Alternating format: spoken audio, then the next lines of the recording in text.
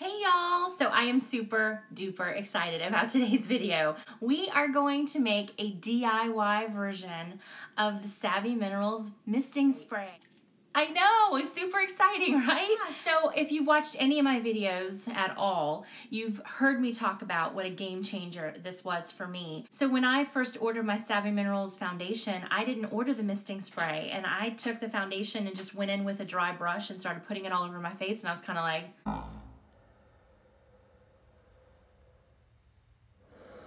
and I kind of had a little bit of an attitude about it.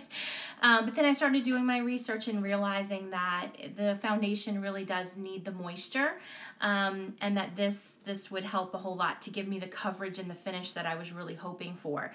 And boy, did it. I'm so happy that I went ahead and bought this. Unfortunately, it's been out of stock for a little while. Now, I'm sure it's going to come back into stock pretty quickly, but in the meantime, I thought it would be really fun to see if I could come up with a DIY version that would be anywhere near as close to this in performance and the way that it smells, because it smells wonderful. I did a bunch of research and I got some stuff together, and I've been testing out a couple of different versions of a recipe, and I think I finally landed on the one that is it. So without further ado, if you are interested in seeing how to make a DIY version of the misting spray, keep on watching. So before I get started, I'm going to tell you that the recipe and everything that you need to make the misting spray and the oil blend that goes with it is going to be down in the description box. So please go ahead and check that out. You don't have to remember anything. You don't have to take notes or anything like that. So what you're going to need is an empty spray bottle.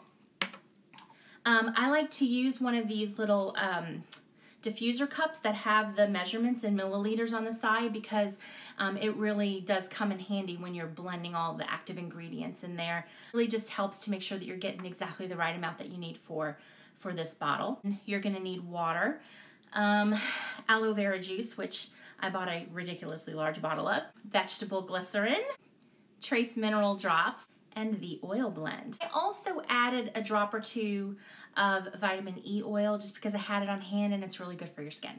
Okay, so let's talk about the oil blend to start. There is a long list of essential oils after the list of other active ingredients when you look up the ingredients for the misting spray on the Young Living site.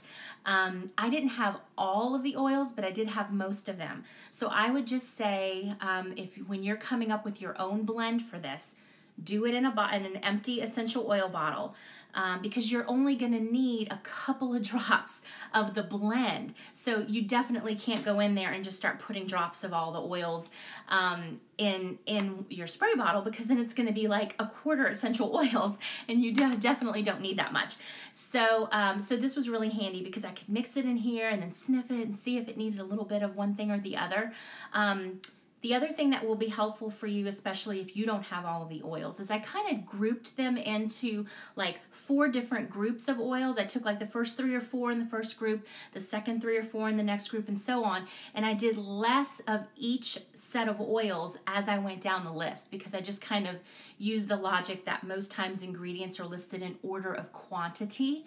So, so that helped, and that got me pretty close. And then I just kind of added and tweaked it a little bit from there to kind of compensate for the oils that I was missing and get something that was a little bit closer to the way the misting spray smells. So that's the oil blend. Now, to mix the actual spray part, take your little cup here. Mine starts at 20 ml. That is where all of the active ingredients is going to stop for me. What I'm going to start with is the aloe vera juice, and I need about 10 mils of that. So I'm going to go about halfway up to the 20 ml mark on my little cup here.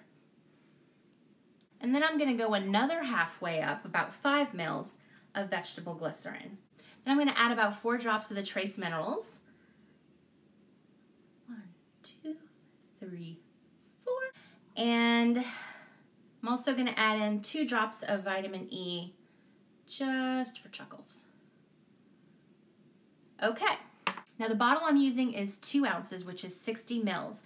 But because I don't have, but I'm going to need to shake this up, so I'm going to go to, when I add my water, I'm going to go to just under the 60 mil mark. Another reason why this cup is handy is it has a little spout, so it's easy to pour into your spray bottle. And so just carefully pour. After you've poured your little mixture in there, you're gonna go ahead and add your essential oil drops. I'm gonna do about 5, but you could do as few as 3 or as many as 7 or 8. And I think that that would still be fine. It just depends on your scent preference. But I found 5 is pretty nice. And then screw the top on, and you have to shake it up because the original list of ingredients on the misting spray includes emulsifiers and preservatives and things like that that I don't have access to.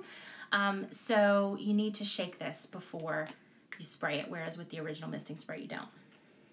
And I'm just gonna do a little test.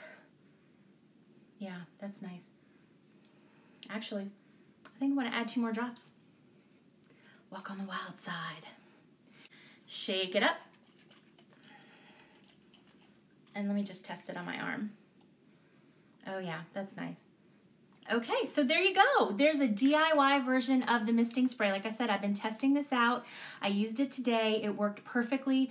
And as you can see, my makeup is all still there. The shine you're seeing is from my cream blush and my highlight.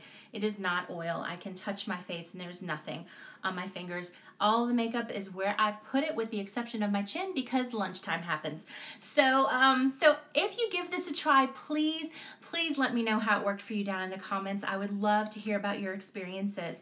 One little side note before I sign off, if you have very sensitive skin, I would highly suggest that you cut the recipe that I have posted in the description box in half and do a test patch on your skin. See how it feels.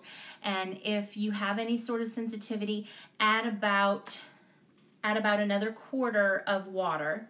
Do another test patch, see how that feels, and so on until you get to a place where it feels comfortable for you. That way you have a really good idea of how much water to active ingredients your skin needs. I originally did this recipe, I had quite a bit more aloe vera juice, and my skin didn't like that so much. So I cut that back, added a bit more water, and reached this one, which has been wonderful for me. And I hope that it is for you too.